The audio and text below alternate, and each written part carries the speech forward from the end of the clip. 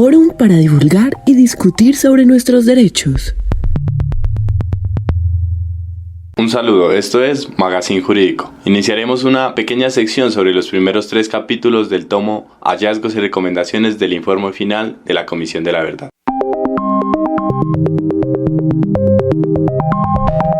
Capítulo 1. Colombia herida. ¿Cuál es esa herida que le ha dejado la guerra a Colombia? ¿Qué ha sucedido con nuestra sociedad y nuestra cultura a lo largo de estos años?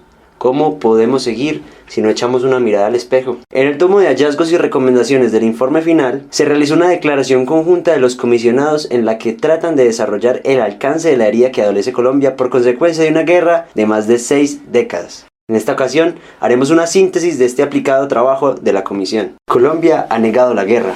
Ha negado las víctimas, ha visto al otro como enemigo tan solo por pensar diferente, ha deteriorado su naturaleza, ha creado una cultura negativa y ha deshumanizado la guerra y justificado acciones violentas y degradantes. Colombia fragmentó la visión de su vida, la guerra fue vivida por una gran parte de la sociedad como si fuera de otros, se actuaba como si nada pasara, como si las vidas que se perdían y las penas que producía la guerra fueran algo normal. Incluso se llegó al punto no solo de negarlas, sino de justificarlas. La visión ética de la violencia y crueldad de la guerra, como las torturas, desapariciones, masacres, secuestros y demás actos de violencia, estuvo ligada a intereses políticos y económicos. Lo bueno y lo malo, la crítica o defensa, estaba supeditada a lo que se consideraba útil para esos intereses. Se impulsó la existencia de un enemigo porque el dolor y el sufrimiento se encauzaba a esos intereses. Incluso el dolor empático era selectivo, no todos los afectados merecían el mismo criterio moral. Se descalificó al otro, se le desnaturalizó y despreció para justificar cualquier acción en su contra o cualquier acto que se orientara a su eliminación, sin importar que se vieran afectadas personas y grupos no beligerantes, ajenos a las motivaciones que suscitaron el conflicto.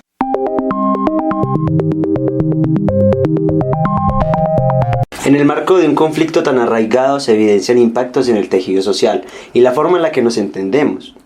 Se hace notar la polarización social incluso en nuestros círculos familiares, que genera altercados de todo tipo.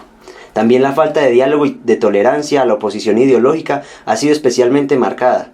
Se ha vinculado a la persona a bandos abstractos como el ellos y el nosotros por sus ideas. Debe reconocerse además que si bien ninguna familia extensa de Colombia se escapó de los sufrimientos y penas de la guerra, el impacto de esta no fue igual para toda la población, lo que junto a la repetición de la violencia y la falta de un acuerdo de paz próspero puede explicar en parte la indolencia y desinterés de algunos sectores de la sociedad frente a lo que estaba generando la guerra. La población campesina y la urbana empobrecida, los pueblos étnicos, las mujeres de sectores populares y los niños, niñas y jóvenes en áreas rurales o urbanas marginadas han sido las más afectadas en este conflicto.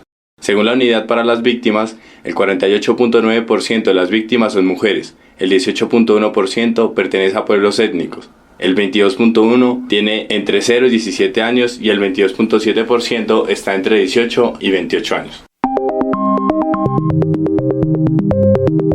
Con la guerra, las víctimas y la sociedad vieron frustrados sus proyectos de vida y a su vez se trazó un duro camino para las generaciones presente y futuras de niños, niñas y adolescentes que pervivieron a la guerra. La Comisión advierte que el futuro es de las nuevas generaciones y por eso es necesario realizar duelo colectivo, pues la identidad de estas ya está marcada por los hechos de la violencia. La cuestión está en la forma en que lo vayamos a tratar. Esta comisión mira también las marchas del 2020, reconociendo el dolor sufrido, pero también que han mostrado que esta generación no quiere mantener la guerra. Por el contrario, tiene esperanza y trata de tramitar sus reclamos con el arte y la protesta.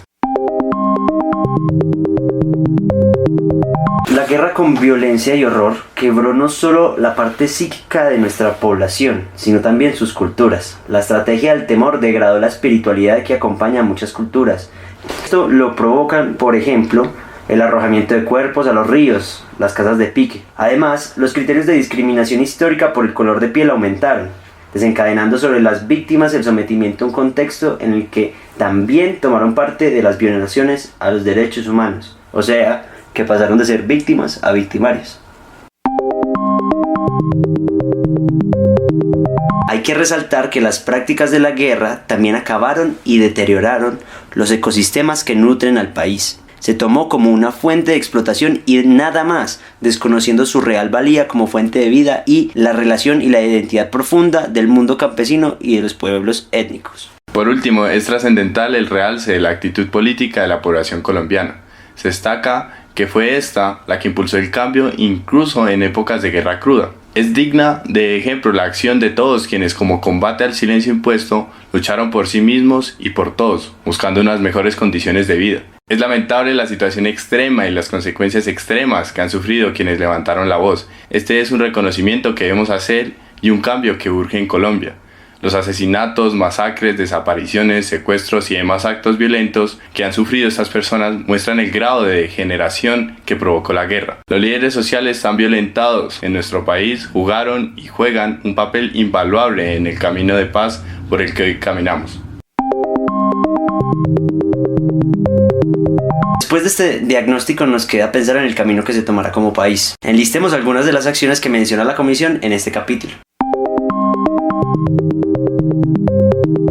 Lo primero es que tenemos que reconocer que este es un proceso largo y que este no es el punto final. La actitud de escucha activa hacia las víctimas no es necesariamente para darles siempre la razón. Con un verdadero acto de escucha se les reconoce a ellas y a sus derechos. Una justicia no solo para ellas, sino con ellas.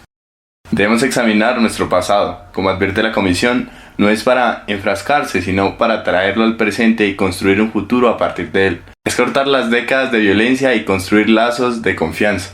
El propio Estado, esto es, los fiscales, los legisladores, los jueces, el ejército y todo lo que éste representa deben autoexaminarse y responder con el reconocimiento de sus actos para poder seguir adelante.